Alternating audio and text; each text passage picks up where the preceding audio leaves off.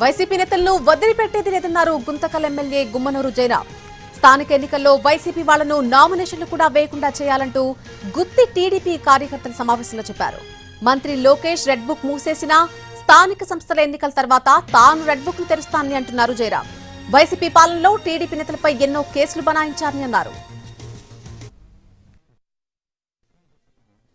మా పార్టీకి జేజేలు పలికే రోజు వస్తుందని చెప్పేసి కాబట్టి మనందరూ కూడా ఈ స్థానిక సంస్థల ఎన్నికల వరకు కూడా వాళ్ళకి టైం ఇస్తాం.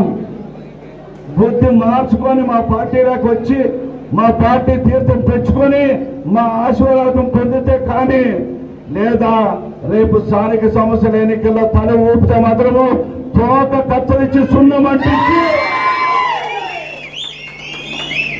మన Lokesh Babu red book open చేస్తారేమో కానీ క్లోజ్ చేసడం.